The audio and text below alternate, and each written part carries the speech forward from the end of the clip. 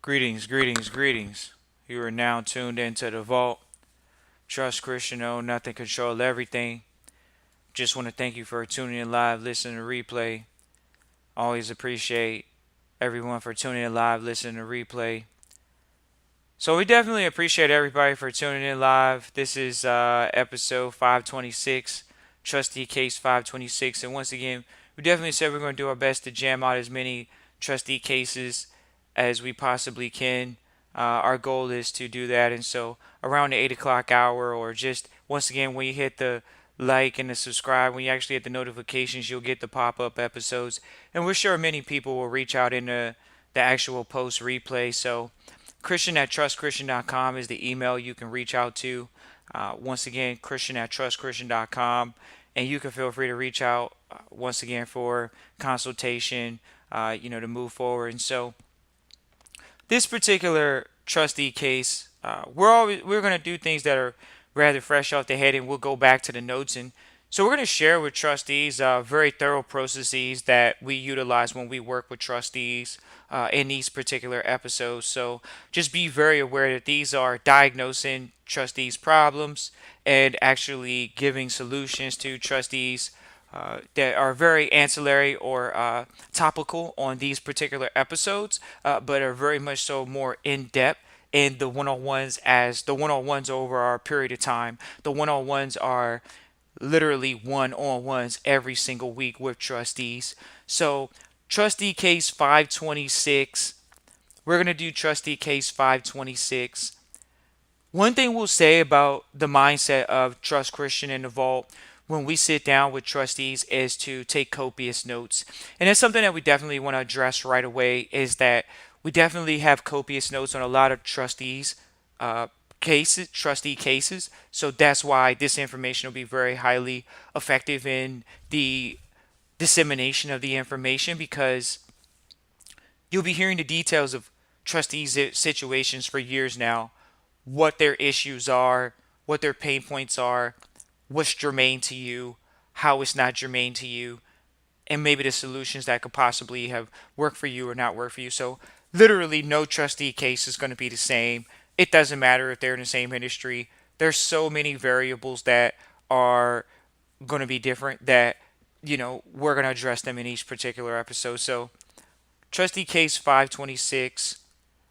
This particular episode is going to be about a family we are engaged. We've engaged with a trustee training family.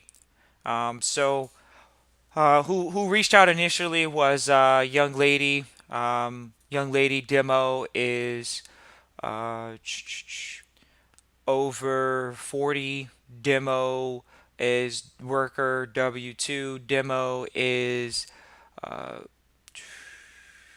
easily making over $98,000 a year, and has a family that is actually quite interested in trusteeship. This is a mother. When we say that they have two beneficiaries, we should say, but they're not going to be beneficiaries. These are going to be trustees in this particular case. So they have two children that they want to be trustees. So that's why they're in trustee training. They have two younger uh, sons. They are one is maybe early 20s. The other one is still less than 33 years old. Um, uh, the case is neither are married, and so mother is coming in with mindset, asking questions. Hey, how do I protect my sons? How do I make sure my sons are protected in trusteeship? So when they get married, they don't have issues. How do I protect myself in trusteeship? Not only did they choose to partake in that endeavor with their particular immediate household, they definitely have other siblings involved, which is great. You have another family member that is a sibling, and you actually have a parent that's involved, which is great. And so that's what we're aware of right now. And what's interesting is the families that enroll are what? Families. You thought it was one coming to the table, and then they said, no, I got a crew. So they bring a crew. Not only did they bring a crew, they're being diligent. They're doing their best to set times weekly to come on the calls and actually do trustee training. Very important to do it together. The calls can be recorded for themselves. They're able to go back to those calls.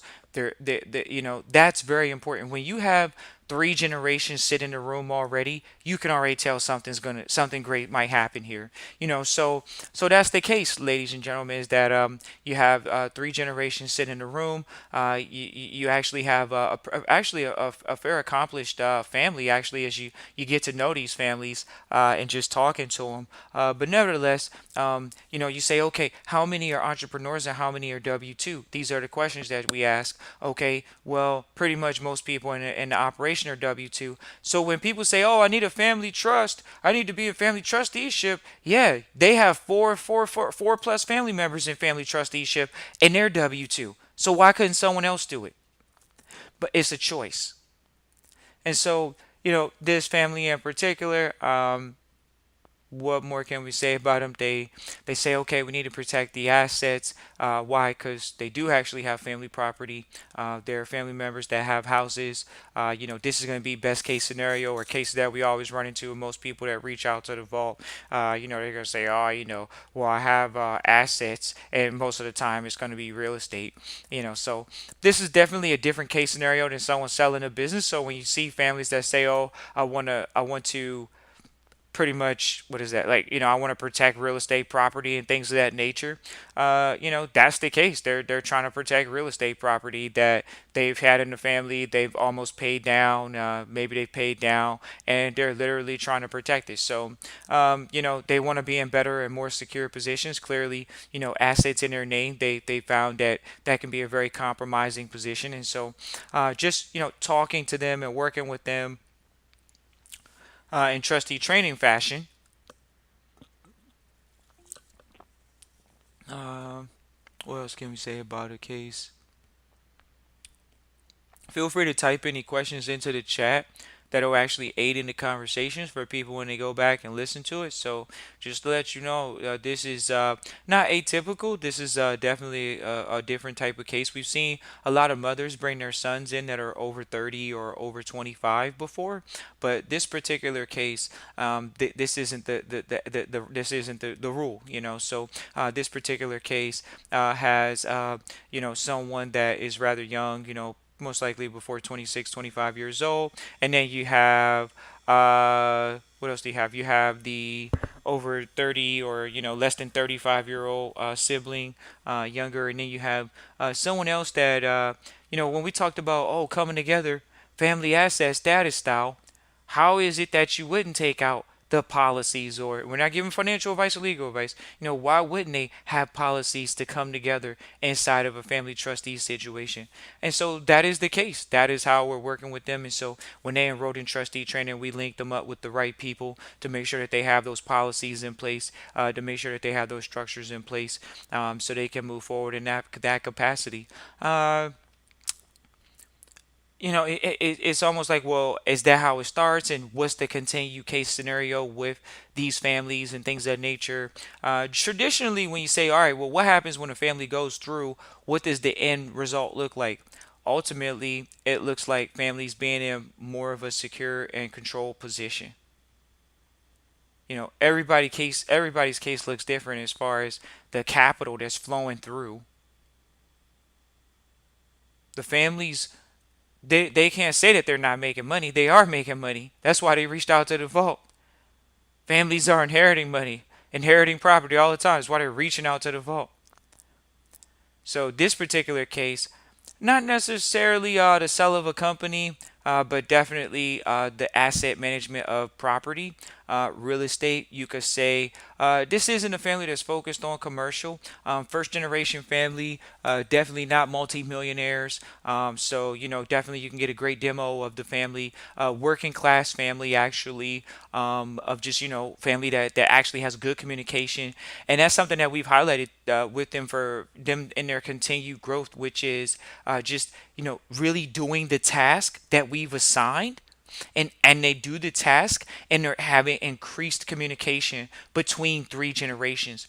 If you all understood how powerful that was, that's very, very powerful. And that's something that, we work with families to help them increase, which is their communication with tools and everything.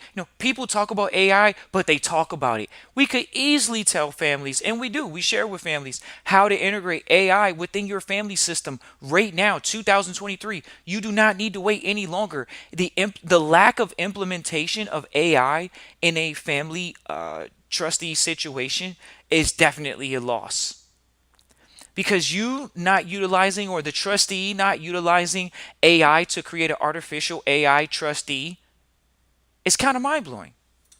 It's almost like saying you had the opportunity to program your computer, but you didn't, and you waited 5 to 10 years later. That's literally what people are going to do. And so, people say, oh, well, how applicable is that right now to trusteeship? It is very applicable right now to trusteeship. It is very applicable now to three generations communicating together. And it's very applicable when you have the elder generations seeing that, yes, I can utilize these AI tools because these are tools to help me actually communicate better with my third generation, which I have to convey complex or what I think are simple messages to them.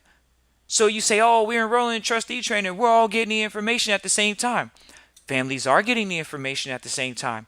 At the same time, they're all hearing something different. Is that bad? No, because all of them are at different stages in life. And so helping them improve their communication. Oh, how deep does communication go? Here's how communication goes, and helping them put together a defined investment strategy. Oh, is that abnormal? No, it's called a mandate. We deal with families all the time, but newer families don't have those in place. And so having a mandate in place is very important. Oh man, I just thought I needed to have a trust in place, or this, that, and the third. Well, what about having a family governance plan? Things that we sit in a room with billionaires and they talk about. This is what we're talking about.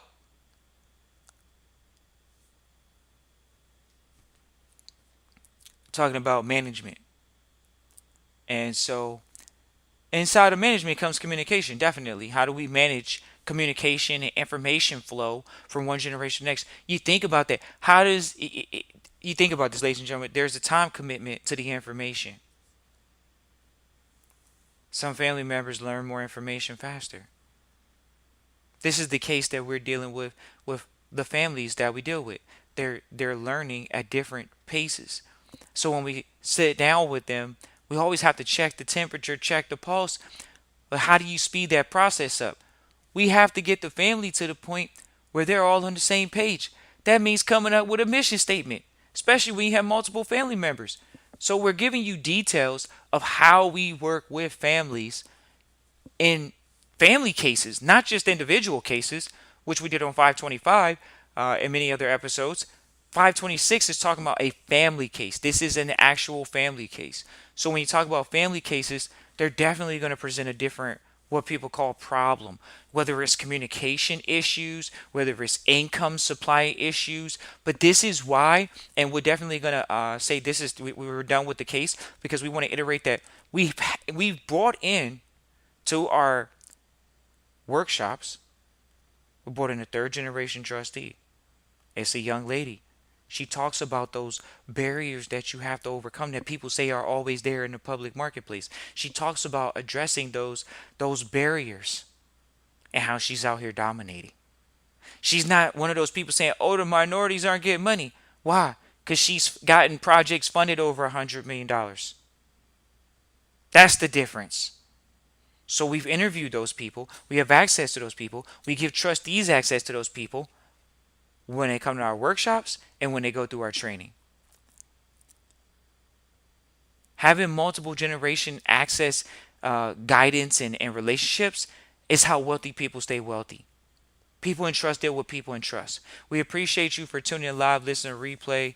We're going to definitely say, let's figure out are there any last minute bullet points on this particular aspect, which is we're talking about right now. This particular family, it is a family, it's not an individual. So if you're an individual, the case might not apply to you. You say, well, what does the case actually detail? The case details the fact that there are multiple generations looking to communicate, come together, save money, and manage money in trusteeship, and whether it's in private trusteeship or not, in trusteeship. And now they actually are going to go out, they're going to manage what they currently have as assets. Then they're going to go out and acquire more assets. Looks like a pretty fairly bland case scenario. It is very bland in the beginning until you get to where the family is at the point where, yes, they're already doing most of the work. The work now is just who owns the asset. That's it.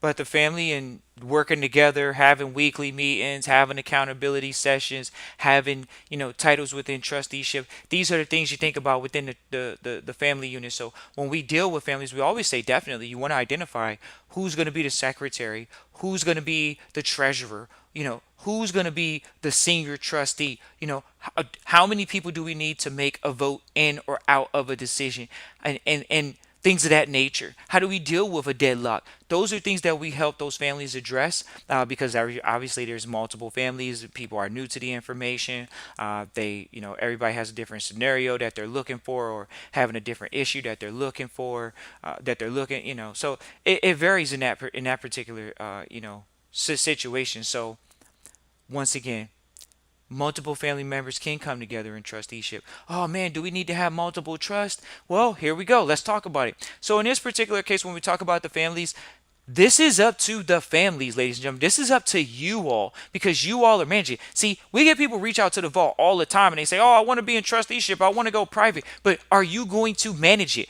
We literally asked someone that the other day. Are you looking to manage it? And they try to rebut. But we almost think these people are lying.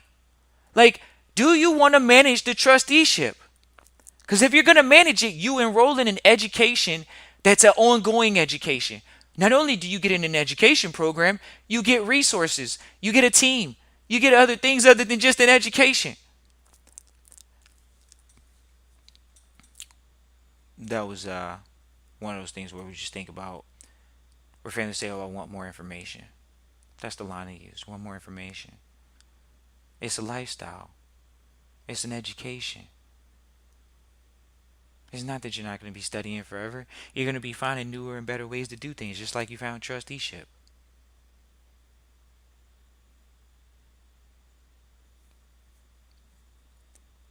Say, oh, I got to wonder if I'm going to be in multiple or not. Well, this family, they said that the senior trustee said no. The people that would be beneficiaries are not going to be beneficiaries. They're going to be successor trustees.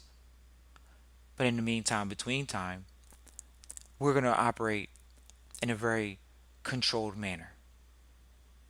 We don't need a whole bunch of stuff. We need a few. We need one for the family right now, so we can learn how to funnel our money and learning how to build a private family bank. This is in quotes from that family for sure. Oh, we want to build a private family bank. They've expressed that. Well, we had to put them in contact with the individual that can help them create a private family bank. You can't get access to the private family bank unless you're enrolled in trustee training.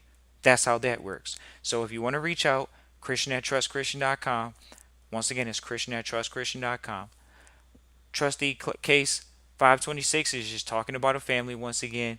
We're talking about some newer and easier ones, but we're going to go through the gambit here, ladies and gentlemen. You'll see us just posting episodes all the time now, because we know that this is something that's very valuable when it comes to our trustees. They're going to listen to this because they understand that, hey, and does that come to my situation? And we're going to go through the trustees that have gone through and just go through cases. So this is one of those situations where, once again, there is definitely going to be transferring of assets. Why? Because when you transfer an ownership, that's what it's called. How they getting rid of ownership. So we wonder if there's going to be a transfer. You could ask that question. Um, some of these families may own property outright, maybe they don't.